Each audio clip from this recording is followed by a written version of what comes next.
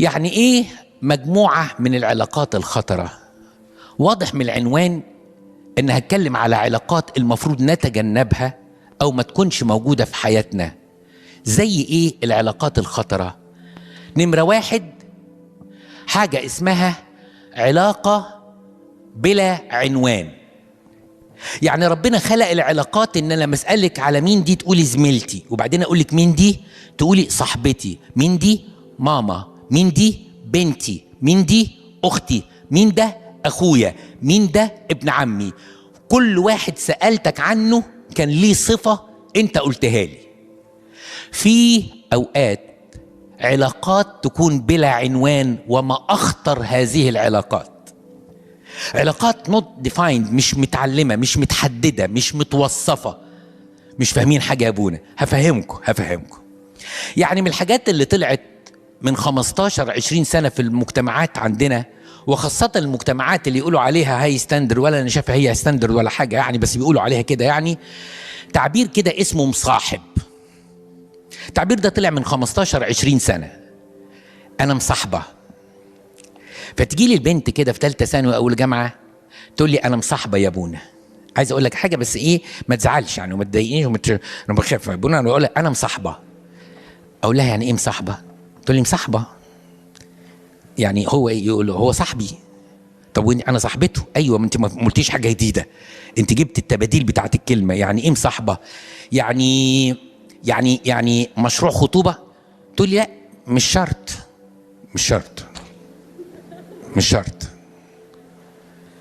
يعني طب ده مشروع ايه يعني؟ يعني ما فيش كلام في ارتباط ولا لا؟ مش شرط. طب طب انا عايز افهم الظاهره دي، او عاوز احط لها عنوان، عشان كلمه مصاحبه دي مش نازل لي من زور. ف يعني انت مالكيش، يعني هو ممكن مثلا، طب انا هسال سؤال يا بنتي، يعني انت لو شفتيه بيكلم بنت تانية قالت لي ده انا اكله، يعني انت بتغير عليه جدا جدا، ما يقدرش يعمل كده. يعني خطيبته؟ لا مش خطيبته. يعني هتتخطبوا؟ لا مش شرط. مش فاهم انا بقى، بحاول يعني. لا ما انا ما عجزتش للدرجه دي برضو، يعني مش من ايام سفينه نوح، لا. طب يعني ايه؟ علاقه ناس حطت لها عنوان تخدر بيه نفسها. علاقه مفتوحه ملهاش قيد، ملهاش حدود، ملهاش زمن، ملهاش ملامح. يعني ايه يا بنت الحاجه زي كراش كده يا ابونا؟ يعني لا، يعني انا مشدوده له. اقول لك يا ابونا بنحب بعض بس نو بروميسز. احنا وصلنا في مصر ان احنا نحب بعض بنهايه مفتوحه. نهايه مفتوحه كسرة اللي يحصل. مش فاهم. المشكله مش في دي وبس، دي تلاقوها في المراهقه بتاعت تانية تالتة ثانوي اولى جامعه بالكتير، وبعد كده بتعدي. المشكلة أنا بديكم نماذج يعني إيه علاقات خطرة لأنها بلا عنوان. يعني مثلا واحد يقول لي مراتي قلبة الدنيا، مراتي قلبة الدنيا. أقول له ليه يا حبيبي؟ يقول لي مريضة بالغيرة يا ابونا. أقول له مريضة بالغيرة ليه؟ يقول لي أصل أنا ليا زميلة في الشغل برتاح لها. جميل. يعني بترتاح لها إزاي؟ لا يعني بص، أنا حاسس إن مراتي مش فاهماني، بس دي فهماني، لقطاني، بتقرا عينيا، يعني عمرها ما خيبت معايا. يا سلام. لا مراتك فعلا ملهاش حق، لا هاتالي عشان اعالجها. اللي انت بتقوله صدقني يا ابونا انت هتفهمني صح. لا انا مش هفهمك خالص بقى. يعني ايه هتفهمني صح؟ يعني ايه زميلة معايا في الشغل بس برتاح لها وفهماني اكتر من خطيبتي او من اكتر من مراتي؟ طب ولما خطيبتك ترتاح لزميل ليها في الشغل هنوصل لإيه ان شاء الله؟ يعني مثلا هيبقى في شريعة كمان شوية، زوج واحد وثلاث اصدقاء، او زوجة واحدة واربع صديقات. مش جايبها، مش فاهمها، بس الناس بتخدر نفسها، ودي علاقات خطر جدا. تبتدي انك مرتاحه لي وانا مرتاح لك، ويعني بنشرب الشاي في حاجه اسمها لانش اور في بعض الشركات كده، بياخدوا ساعه بريك كده. يعني كل ما سبحان الله سبحان الله، في وسط 100 موظفه دايما اشرب معاها شاي باللبن كده ونحكي وارتاح. تصور الساعه اللي بقعدها معاها بتغسل اليوم كله. ايه اللي ناقص؟ ايه اللي ناقص؟ ايه اللي ناقص؟ دي امام الله خيانه للزوج او خيانه للزوجه. هنحط بقى احنا مرتاحين، احنا زمايل، انتوا اولد فاشن يا بتوع الكنايس. اولد فاشن يعني موضه قديمه، موديل قديم، ما بتفهموش يعني ايه الصداقات البريئه. بريئه؟ طب ما تخليك صداقات بريئه مع مراتك. لا قصدي فهماني اكتر. وهي كمان لقيت واحد فاهمها اكتر. تفتكروا الستيبس اللي جايه هتكون لايه؟ ارتياح، تعود، وبعدين صوت داخلي. يجي الشيطان بعد سنه كده يجيب صوت في ودنك يقول ايه؟ انا اللي جوزني الجوازه دي. فهمتوا يعني ايه علاقه بلا عنوان؟ الانسان الروحاني بطبعه ملتزم. الحاجه اللي ملهاش عنوان ما يمشيش فيها خطوه واحده. لكن في ناس كتيرة قوي بتخدر ضميرها وتحط عناوين تريح ضميرها وتتزحلق زحليقة ما بيعرفوش يقوموا بعدها تاني. واحد تاني دول بقى مش متجوزين خالص، مش متجوزين ومفيش مفيش توافق في اي حاجة. فبقول له ممكن توصف لي العلاقة دي ايه؟ يرد عليا يقول لي صدقوني باللفظ كده، بص يا ابونا، استحالة ومستحيل ابعد عنها، وانا عارف ان انا ما اقدرش اتجوزها. ادوني عنوان، ادوني عنوان. استحالة انها ابعد عنها، واستحالة ان انا اتجوزها. اديني يا ابني عنوان، انا فاهمي على قدي. اذا ما شفتش العنوان بتوه جوه العلاقة، مش لاقي لها ملامح. بس في ناس بتعيش علاقات بلا عنوان، ودي علاقات خطيرة مهما كنت واثق في نفسك. الشيطان والإغواء والعاطفة والغريزة مع الوقت أقوى منك، هيجيبوك الأرض. هنسميها بقى لحظة ضعف، لحظة مش عارفين.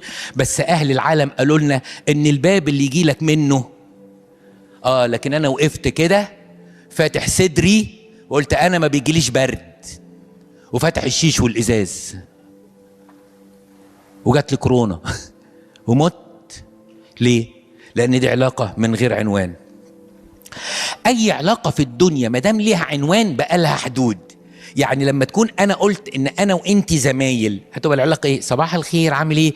عملت إيه في المطر امبارح؟ لا الحمد لله أنا روحت قبل ما تمطر. طب الحمد لله، ده إحنا قعدنا ساعتين أنا وجوزي في إشارة المرور، ربنا معاكم، سلام سلام. صباح الخير، إزاي الصحة؟ مع السلامة. دي زمايل. طب إحنا أصدقاء يبقى أصدقاء من نفس النوع ومن نفس الصنف. لكن صداقة كده وكده وكل واحد مرتبط، لا. طب احنا في فترة تعارف، اسمها فترة تعارف، فليها عنوان المجتمع موافق عليه، لان بعد شهرين 3 هنقول لكم بعدين بقى في التعارف انت بتتعرف على مين؟ بتتعرف على اللغة الصينية ولا ايه؟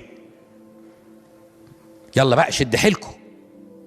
لكن في عنوان ان احنا في فترة تعارف تسبق خطوبة، احنا في فترة خطوبة، فكل ديفينيشن لعلاقة بيحددها. لكن علاقة بلا ديفينيشن وبتخدر ضميرك وتديها عنوان على مزاجك، انت في خطر. يبقى اول نوع من انواع العلاقات الخطرة اسمه علاقة بلا ايه؟ بلا عنوان.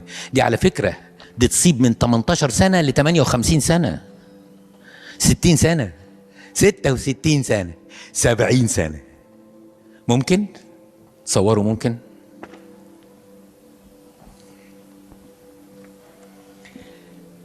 تاني علاقة خطرة، كلام بقى للسكشن ده، السكشن ده علاقة بلا معرفة الأهل. علاقة بلا معرفة الأهل. البنت لما بتخش في علاقة والطرف التاني عارف إنها مش جايبة سيرة لأهلها، سوري يا بنات في اللي هقوله، بس عشان أنا بابا وخايف على كل واحدة فيكو، انت بتقللي من قيمتك، انت بترخصي من قدرك.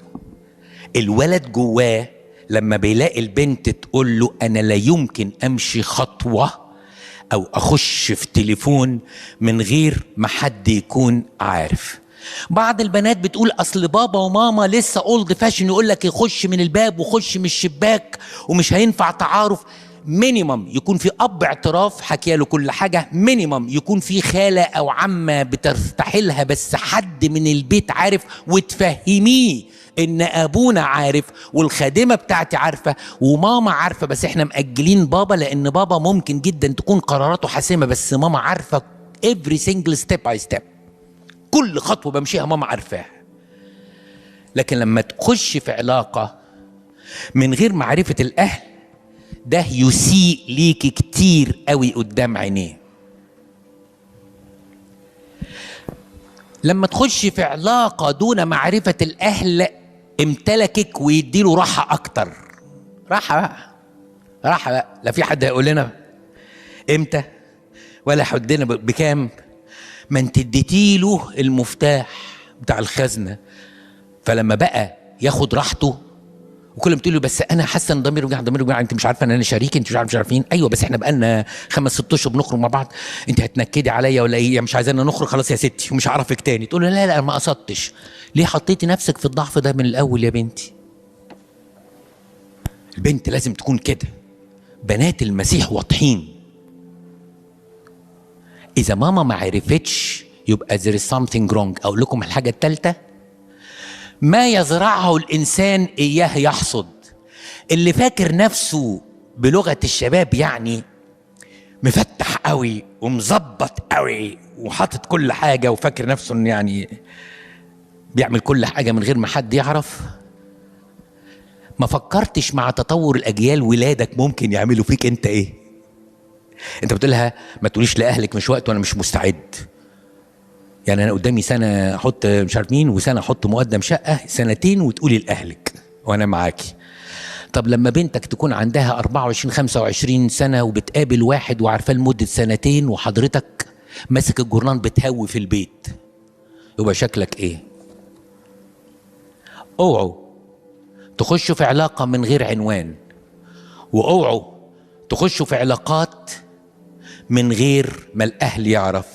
يسيء ليكي جدا يا بنتي انك تفرطي في الحق ده اللي يديكي كرامة ويخليكي رافعة راسك انك ما بتعمليش غلط، لان اللي بيعمل غلط هو اللي بيخبي، واللي ما بيعملش غلط ما يخبيش. ما ترخصيش نفسك.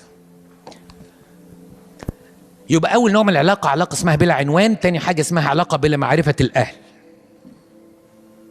قلت لكم بقى هتقولي اهلي صعايدة، بابا هيقفل الموضوع، بابا مش هيتفاهم. انا قلت لك ان في trusted people في حياتك زي ابونا او زي ممكن يتقال له لحد ما لغايه لما ابونا يقول لك لا هنا ماما لازم تعرف. 3 من العلاقات الخطرة جدا علاقة فيها تجاوز. اسمعوا كويس لان الكلام النهارده عنيف بس مقصود. علاقة فيها تجاوز. يعني ايه تجاوز؟ يعني ايه علاقة فيها تجاوز؟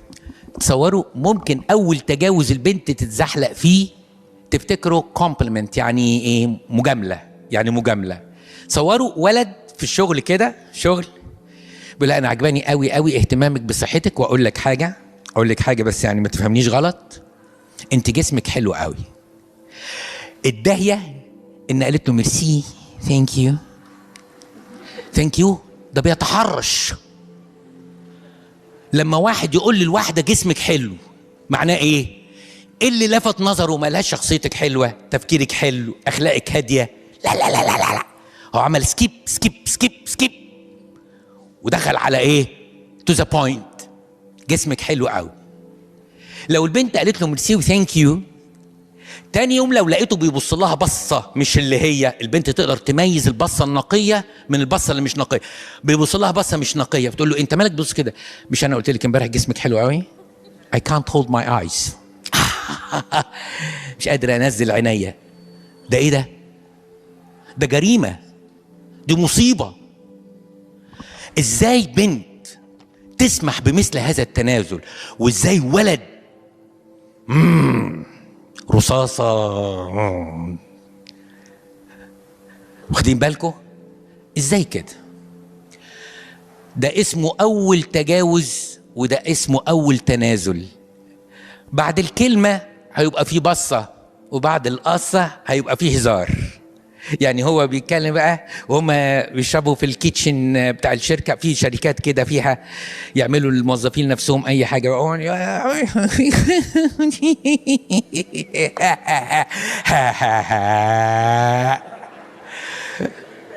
طب وركن.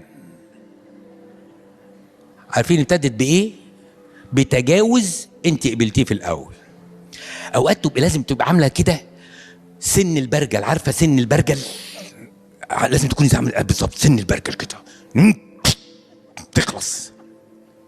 واحد بيقول لك على فكره انا يعني I like your shape very much، تبص له حته بصه يتمنى الموت فيها. وده صح، ده مش ضد المسيحيه في حاجه، لانك انت بتحافظي على حدودك، بتحافظي على كيانك، بتحافظي على جسدك من التلصص النظري اللي هيعمله تاني يوم لو انت ما حطيتيش حدود قاسية من الأول وشديدة. دي اسمها علاقات ايه؟ فيها تجاوز. ممكن يكون التجاوز حاجة تالتة خالص، مجموعة من الشغل، زي ما كانت بنت عندي بتشتغل في أحد البنوك، بنوك من البنوك اللي هي 5 ستارز 7 ستارز، اللي هي البنوك الأجنبية غنية قوي. وكانت بتقول لي أنا شغالة يا ابونا في سرة البنك، يعني الإدارة الكبيرة قوي، فكلها ستات بقى. فبتقول لي المهم الشغل كانت حلوه قوي قوي، يعني يمكن كان ستارتنج سالري بتاعها وهي خارجه من الجامعه مبلغ كبير قوي من فتره طويله، يعني انا على ما افتكر مش اقل من 15,000 جنيه اول تعيين، وبتكلم على حاجه من 15 سنه، يعني مبلغ كبير قوي. بعد شهرين 3 قالت لي انا سبت البنك. فقلت لها ليه؟ قالت لي وداني ما قدرتش تسمع اللي الستات بيقولوا. متوسط الافرج بتاعت عندنا من 35 ل 45 بيتكلموا في كل حاجه يا ابونا، في كل حاجه، شايفين ان هو ده الرقي وهو ده التحرر وهي دي الارستقراطيه. بيتكلموا على كل حاجه بمعنى كل حاجه. انا متجوزه يا ابونا بقى وشي احمر وحطي وشي في الارض، فبقوم يتريقوا عليا. ده تجاوز في الكلام. وقولوا لي بكره يطلع لك ضوافر وتبقي زينا، احنا لما جينا كنا زيك. فقالت يا نهار ابيض، هو انا لو قعدت معاهم 2 ابقى زيهم؟ لا عايزه شغل ولا عايزه مرتب، انا عايزه ابديه وعايزه ودن نظيفه. ده اسمه التجاوز في الكلام. علاقه فيها تجاوز تضيع كل حاجه. ده في اوقات التجاوز يكون بين الخطيبه وخطيبته مش في امور جسديه، في امور الكلام. يعني اخدنا على بعض بقى، واحنا من اللي بيلبسوا، عارفين اللي بيلبسوا الشورتات الجنسات المشرطه دي، في كده يعني في مجموعه كده ليها طريقه هزار بقى. فيقول له حاجه تقول له اجري اجري اجري، اتلهي اتلهي اتلهي. ده خطيبها اللي هيبقى جوزها ابو عيالها بتقول له اتلهي. رفعوا حاجز الاحترام. خدوا قاعده يا ولاد، 2 بيحترموا بعض واتجوزوا جواز صالونات هيحبوا بعض في يوم من الايام، لان بيحترموا بعض. فهي هتلاقيه ان هي غاليه وعاليه في عينيه، وهو يلاقي نفسه غالي وعالي في عينيها. لكن حبوا بعض وابتدوا يتجاوزوا بالكلام ويشتموا بعض. يقول انت غبيه قوي قوي، تروح ضحكه قدام البنات، يعني ضحكه بس انت اغبى شويه. ايه ده؟ ده من قال لاخيه يا احمق يكون مستوجب نار جهنم. احنا ايه اللي حصل لنا؟ اي علاقه فيها تجاوز على مستوى الهزار، على مستوى الكلام، على مستوى البص، على مستوى اللمس، علاقه خطره جدا. وحدود الخطوبه حاجه وسر الاكليل حاجه تاني. الخطوبة صداقة وتعارف، في أي وقت ممكن نقول ما نكملش. الجواز حاجة تاني.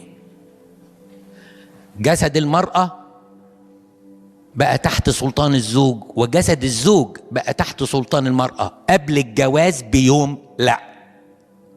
كلامي واضح. احنا قلنا كم علاقة خطرة. هو انتم مبلمين ولا انا متهيألي؟ مش مشكلة، لو مبلمين انا مبسوط، يعني معناه ان الكلام حوق. نرجع تاني نقول احنا قلنا كم علاقة خطرة. نمرة واحد علاقة بلا عنوان، 2 علاقة بلا معرفة أهل، 3 علاقة فيها تجاوز. علاقة خطرة تانية خالص لازم ناخد بالنا منها، علاقة اسمها one way. يعني ايه one way؟ يعني ايه one way؟ حد فاهم one way؟ حد يقول كده ايه المقصود بعلاقة one way؟ يعني ما انا عارف اتجاه واحد. يعني ايه علاقة اتجاه واحد؟ يعني في ناس في العلاقات بتاعتها مش ماشية غير اتجاه واحد، انها تاخد وما تديش. العلاقات دي علاقات سامة. ان الانسان يخش في علاقة مع انسان اناني سيلف سنترد، مش شايف الا نفسه، دي علاقة خطرة جدا. في الاول ممكن الحب بيخلي الواحد مش شايف ويبقى ويلينجلي كده بيعمل كل اللي يريحه، والتاني يسوق فيها، فالتاني يدي عشان يبسط صاحبه، والتالت يسوق فيها. زي مين؟ زي الرجل الاناني. دي علاقة خطرة قوي يا بنتي. الراجل الحقيقي زي المسيح. عمل ايه المسيح؟ مات عشان يفدي كنيسته، اخر نقطة دم عشان يفدي كنيسته. يقول كده سفر اعمال الرسل لما كان بولس الرسول بيكلم بعض القساوسة بيقولهم لترعوا كنيسة الله التي اقتناها بدمه، يعني دفع دمه عشان كنيسته. الراجل عطاء، الراجل أبوة، الراجل احتواء. فالراجل الأناني دي علاقة خطرة جدا. والعكس صحيح، البنت المدلعة اهدي وان واي دايركشن، عايزة ايه؟ تدلع وبس، تدلع وبس. هي نسيت اسمها اساسا. هي اسم الدلع اللي قالوه لها من هي طفلة خلوها تنسى اسمها، تسمع اسمها في العام الدراسي بس وفي رقم الجلوس، ما تعرفوش. ويا ريت ما قصة اسم بقى، دي قصة حياة كلها متدلعة. فطلعت الحبيبة قماصة، وعشان انت نسيت مش عارف مين ايه تقدرك، وعشان انت ما مش عارف ما عملتلهاش ايه تنكد عليك، وتفضل طول عمرك مصلوب من اجل انك ايه؟ تطبطب وتدلع وبس. طب ما البنات لما بتتجوز هتشيل عيال وتخلف وترضع وتطبخ وتنظف. لا I can't. انا اغسل الكوبايات الصبح، انت تغسل المواعين الظهر. انا ارضع الصبح، انت تجيب العيال ترضعها ببرونه بالليل. انا كده. انا قلت لك من الاول ان انا متدلعه، حصل ولا ما حصلش؟ يبقى دي علاقه المفروض ما ندخلشهاش خالص. لو في بنات بالشكل ده المشكله مشكله دبل. البنت المدلعه دي اهلها عاوزين يخلصوا منها فيدوها الواحد تكمل عليه. يعني هي تهمه قاعده وتهمه رايحه. والراجل الاناني كده ملوش حل، قاعد في البيت تحس ان البيت كلها اهوجيه لمصلحته. نسكافيه بارد تحطيه في الميكرويف، زودي اللبن، نقصي السكر، طبعا مش مين، مفيش بسكوته نسقيها، مش خربت كله. هي دي الرجوله، هي دي الرجوله. زمن اختفى في الرجال واختفت فيه ولا بلاش هنزعل قوي من بعض. انتوا زي الفل يا اولاد. انا بتكلم على الناس الانانيه، ما تخشوش معاها في علاقات. الناس المدلعه ما تخش معاها في علاقات، لانه very abusive. يعني ايه؟ مستغل جدا. الاناني، المدلعه، المستغل، دي برضو علاقه خطر جدا. واحد كل شغلته انه عاوز ياخد اللي عندك وبس، وما تقدرش تقرب له في اي حاجه من اللي عنده. يعني اخش عليك اقول لك اديني مفتاح العربيه بتاعتك، ما بقولكش حتى، يمكن انت مبدأك انك انت ما بتحبش تسلف عربيتك لحد، هو حر. ده انا ما بقولوش سلفني شوكه ولا سكينه، بقول له عربيتك. فتقول لي لا معلش انا ما بحبش الله الله الله الله، ده كنت فاكرك راجل، وكنت فاكرك هتسندني، وكنت فاكرك احرجتك بهدلتك، فرحت انت انكسفت مني واديتني الايه؟ المفتاح. بعديها بشهر يعني عربيته انكسرت وهو مزنوق في موضوع، فبيقول لي في التليفون، بيقول لي ممكن يا ابونا العربيه بتاعتك عشان عربيتي اتكسرت ومحتاجه مشوار. المفروض هو سبق، ارد انا الجميل اقول له انت ازاي اساسا تفكر انك تسلف عربيتي؟ بس انت اخدت مني عربيتي، انا خدت عربيتك عشان اديك بركه اساسا، عشان تقول ان انا ركبتها تتباهى كده في وسط الناس، لكن انا تاخد عربيتي؟ ايش جاب العربيه يا ابني؟ انت عربيتك بسكليته معدله. ويا ريت اسكت، ده انا اسممه بالكلام.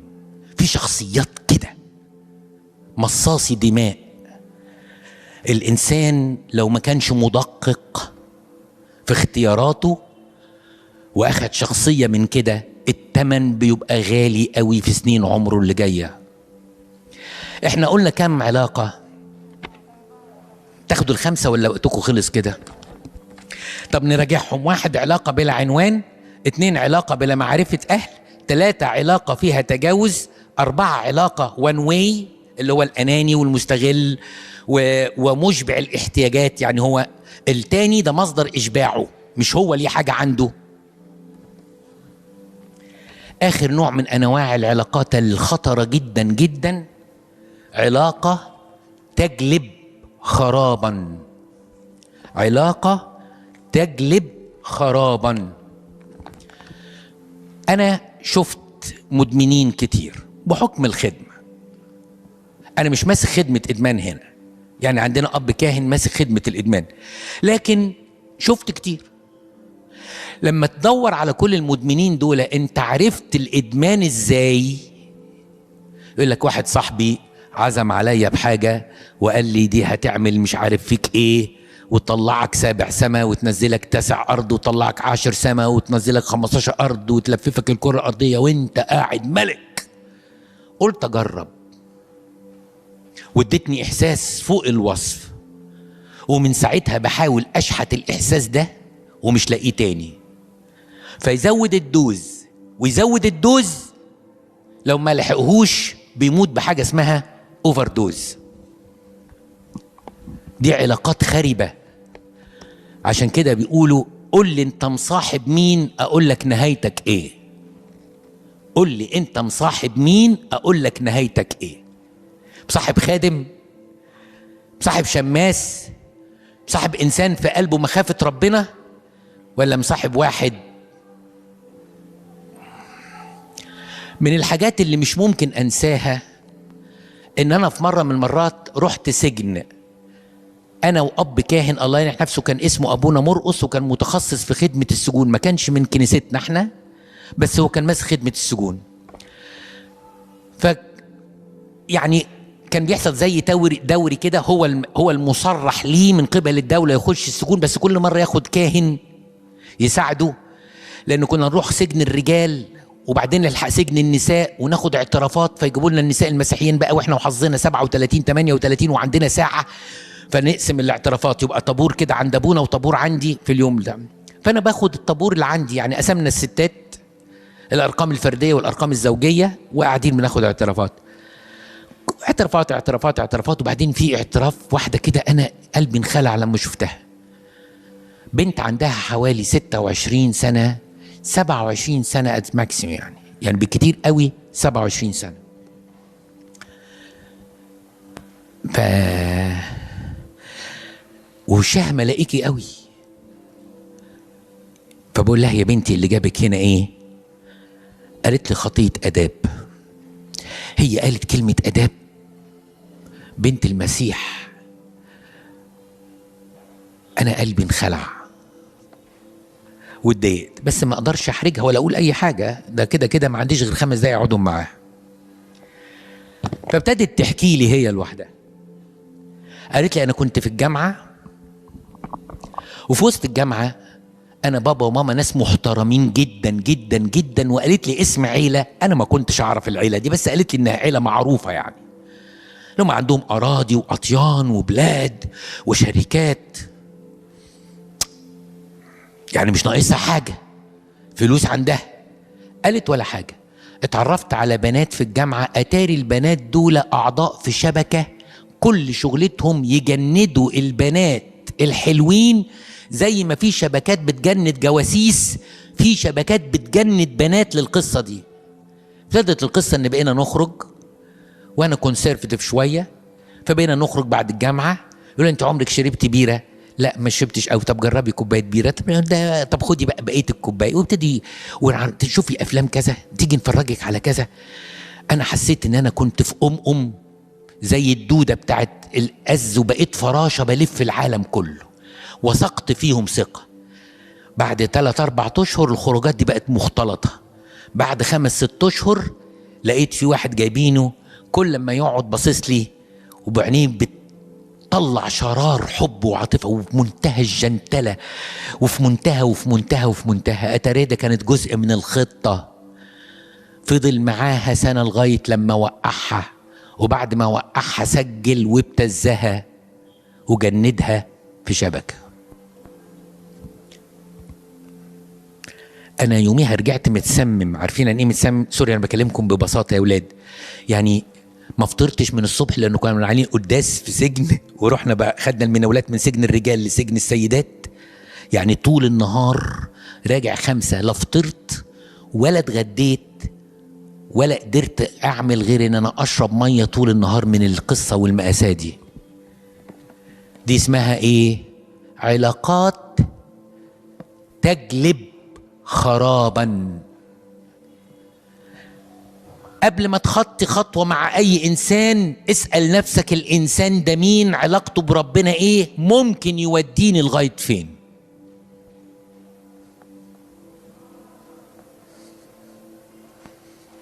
خلي بالك، انت مش افضل من اي واحد اتعلم سجاير ولا اي واحد شرب مخدرات، ربنا يحافظ عليك. وانت مش افضل من اي واحدة كانت بنت ناس وممكن يكون اتضحك عليها لان ما كانتش شايفة هي رايحة فين. عامل زي الفراشة اللي شايفة النار وفاكرة النار نور ودفى، ورايحة تتدفى فجناحاتها اتحرقت وسقطت وماتت. مفيش حد بيخرب على حد قد الاصحاب. عشان كده بنبقى مطمنين لما الناس تكون مصاحبه بعض من الكنيسه. هو يا ابونا الناس اللي جوه الكنيسه ما فيهاش عيوب؟ لا فيها عيوب، بس برضو في سقف. ده انا اللي خلاني اروح للشله بتاعت النادي ان انا اتصدمت في بنات الكنيسه. بنات الكنيسه عندهم مشاكل، واوقات بينفسنوا واوقات بيغيروا، ده في كهنه بتغير من بعض ممكن، بس هتفضل الكنيسه سفينه نوح، وسفينه نوح هي بر الامان.